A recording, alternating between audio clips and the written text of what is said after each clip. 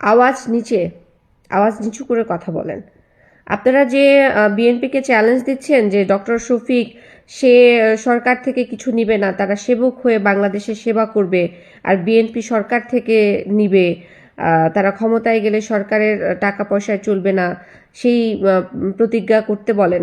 সেই প্রতিজ্ঞা তো বিএনপি করতে পারবে না, কারণ বিএনপির তো আপনাদের মতো টাকা নাই। আপনারা হাদিয়ার নামে, ইসলামিক ব্যাংক নামে এবং বিদেশি টেররিস্টদের কাছ থেকে যেভাবে, জঙ্গিদের কাছ থেকে যেভাবে টাকা নেন, যেভাবে প্রাচুর্য বানিয়েছেন টাকার, সেই টাকা তো বিএনপির নাই। ইনফ্যাক্ট অন্য কোনো দলেরও নাই। জামাত ইসলাম যেইভাবে টাকা বানিয়েছে, টাকার পাহাড় করেছে, সেভাবে তো অন্য কোনো দল করতে পারে নাই।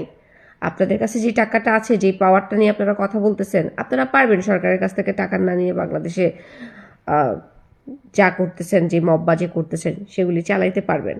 কিন্তু অন্যান্য দল পারবে না, শুধু বিএনপি না, অন্য দলও পারবে না। অন্য দলের কাছে সেই টাকা নাই। হাদিয়ার নামে যে জঙ্গিপনা করে আপনারা টাকা ইনকাম করেন, সেটা নাই। আপনারা যেই মব সৃষ্টি করেন বাংলাদেশে, আমি তো মনে করি যে ডক্টর শফিকুর রহমানকে অ্যারেস্ট করা উচিত। কারণ বাংলাদেশে যে পরিমাণের হস্টেল সিচুয়েশন সে তৈরি করেছে, যে পরিমাণের জঙ্গি সৃষ্টি করছে, জঙ্গিদেরকে বাহবা দিয়ে বাংলাদেশে যে পরিমাণ ক্ষতি করছে, বাংলাদেশে যে লাশের মিছিল হয়েছে, বাংলাদেশে এখন যে পরিমাণের অস্থিতিশীল পরিবেশ, এই সমস্ত অস্থিতিশীল পরিবেশের জন্য জামাত ইসলাম দায়ী।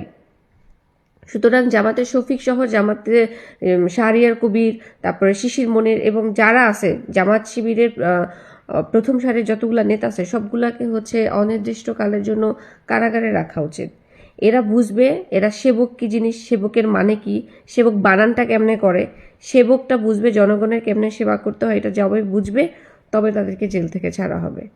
এরা যে সেবার নামে যে মানুষকে শেষ করে ফেলতেছে, সেটা তো জনগণ বুঝে গেছে। আর এখন যে তাদের আর কোনো কিনারা নাই,